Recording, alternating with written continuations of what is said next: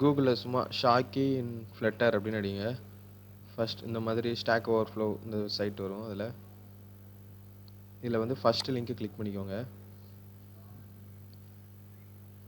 இதில் பார்த்தீங்கன்னா இதில் வந்து 3 கமெண்ட் இருக்குது. மேக்கில் யூஸ் பண்ணுறீங்க அப்படின்னா இந்த கமெண்ட்டை யூஸ் பண்ணிக்கோங்க.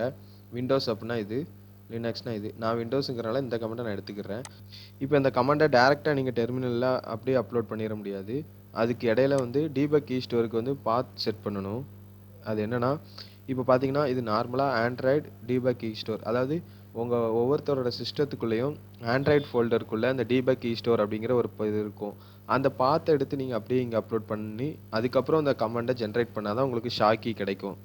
ஸோ அப்படியே போட்டால் உங்களுக்கு ஷா கீ கிடைக்காது. நான் வந்து என்னோடய பாத்து எங்கே இருக்குன்னா, நான் இப்போ அதை எடுக்கிறேன். இப்போ எனக்கு வந்து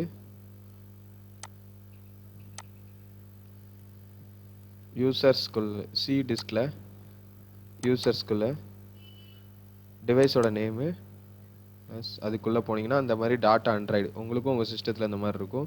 விண்டோஸ் மேக்கு அப்படி செப்பரேட்டாக எந்தெந்த இடத்துல இருக்கோ செப்பரேட்டாக அந்தந்த பாத்துக்குள்ளே இருக்கும்.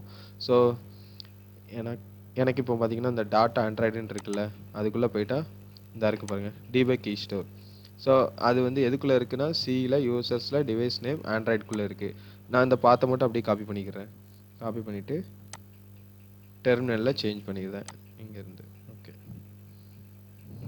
ஓகே. இப்போ என்னோடய பாத்தில் அதாவது கீ ஸ்டோர் எங்கே இருக்குது அப்படிங்கிறதுக்கான இதை எடுத்துகிட்டு வந்துட்டேன். இப்போ இந்த கமெண்ட் எடுத்து நான் ஜென்ரேட் பண்ண போகிறேன் ஆப்பில்.